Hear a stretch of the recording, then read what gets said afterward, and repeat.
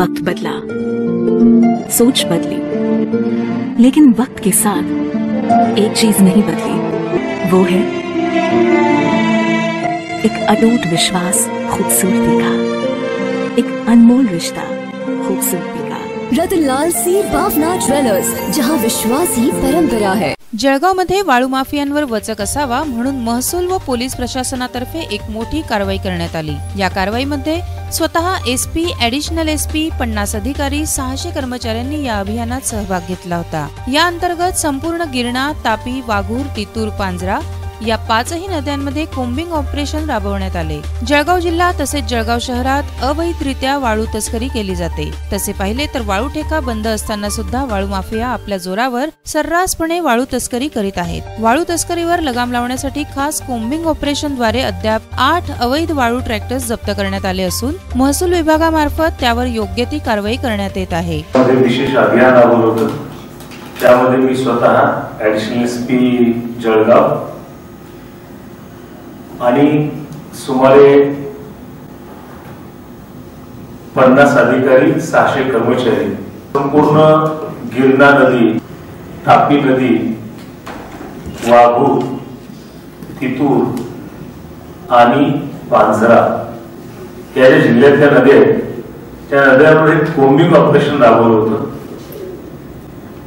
मी माझ्यासोबत 1-2 मोठे प्लाटून्स आणि की महत्वाच्या जेवढ्या नद्या आहेत त्या नदी पात्रामधून मोठ्या प्रमाणावरती वाळूची तस्करी चालते, वाळूची चोरी तिथं केली जाते आणि त्यामुळं मोठ्या संख्येनं मनुष्यबळ घेऊन जाऊन कोम्बिंग ऑपरेशन राबवलेलं होतं।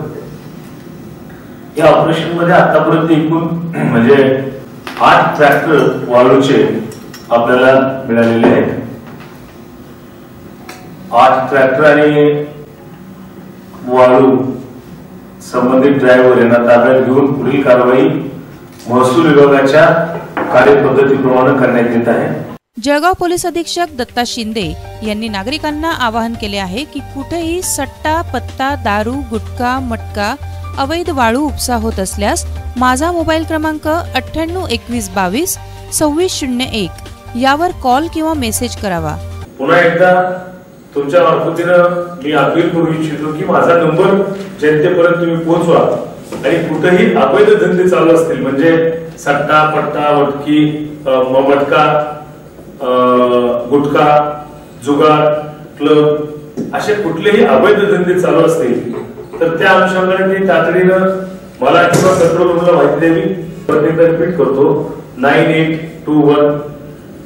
222 601 98 21 222 601 या नंबरवरती जनतेतल्या कुठल्याही लोकांनी अवैध धंद्याची जर माहिती दिली तर त्यामध्ये आपण तातडीने कारवाई करू। जेव्हा मी कॉल रिसीव्ह करत नाही तेव्हा त्यांनी SMS करावे जेणेकरून कारवाई तातडीने करता येऊ शकेल। माहिती मिळताच त्वरित कारवाई करण्यात येईल असेही आश्वासन त्यांनी यावेळी दिले। वाळू माफियांना बळ येते कुठून असा प्रश्न सामान्य नागरिकांना आहे। जळगाव जिल्ह्यात पोलीस अधीक्षकांनी माफिया, अवैध धंदे करणाऱ्यांवर जे ठोस पाऊल उचलत आहे त्याबद्दल त्यांचे कौतुक केले जात आहे। जळगावहून धर्मेंद्र राजपूत सोबत आनंद शर्माची रिपोर्ट, इंडिया अब तक न्यूज मराठी।